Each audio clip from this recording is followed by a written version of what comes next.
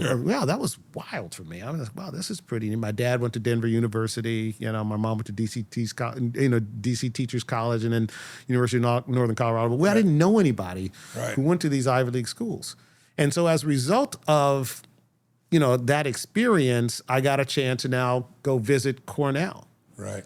And I went to go visit, flew out there, had $235, and I was like, oh, for a summer program. And that was one of those, wow, I need to go to a place like that. So decisions about, and this kind of leads to the next one, who you spend your time with. Yes. Absolutely. Yes. Okay? Like they say, if you spend your time with 5 fit people, you'll be fit. Yeah. Okay, it's the same sort of dynamic. So when you go to a place where these people who are focused on, doing something different, making changes in the world, solving complex problems, making a difference in the world, that's why the school was so important for me there. Okay, don't get me wrong. I'm still very close with the guys I went to high school with. Oh, that's beautiful. Oh, dude, we hang out every year. We have a big thing awesome. every summer, all That's that. So, I mean, awesome. the kids, I'm Uncle Rob, it's all of that. Yeah. They're in different places in life. Sure, of okay, course. different stations, like all are driving themselves forward in the best that they know how. Yes. I just had a different aperture earlier. Yeah. So I can make a different set of decisions. Yes. Okay, so there's that. A larger reference base. Yeah. Yeah. Okay, so and that you're was in proximity with power, right? right. And then, Proximity is power. one of the other things that was interesting, I'll call it, and I'll stop after this, but another unique, well, there's a few, but another unique moment.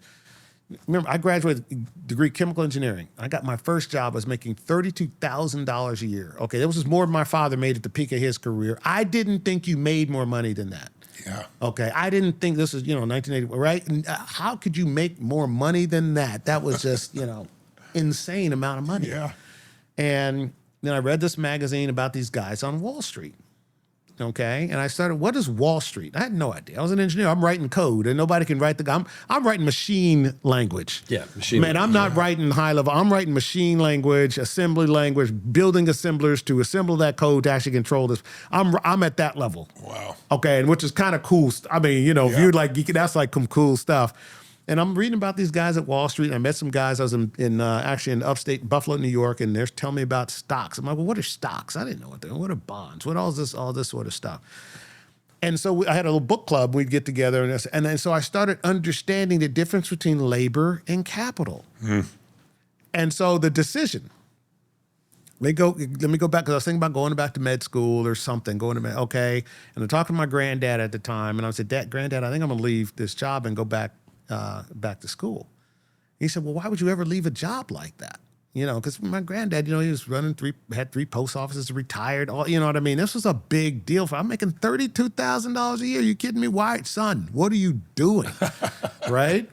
And I said, there's a whole different thing. They value in this country the ability to manage capital more than, call it, a little different now, but labor, okay? I'm smart labor is what I am. So that was one of those decisions. Yes. Okay.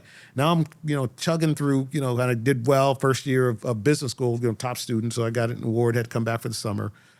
And the guy's keynote speaker, good friend of mine, John Newton-Dahl, he had to give it, he said, they, do my award and all that sort of stuff, top grades, all that. And he's like, have you ever thought about a career in investment banking? And I'm like, look, there's a bunch of ex-investment bankers in my class at business school. I said, but I don't like any of them. And he's like, and he's kind of looking at her. He's like, well, why not? I said, well, I said, they think they know everything. And they're pretty arrogant. You got to understand, I'm an engineer. We do know everything. It bothers us, right? So I said, but in all honesty, John, I said, I don't know what they do for a living. I don't understand what they do. Nobody had actually explained it to me. Yes.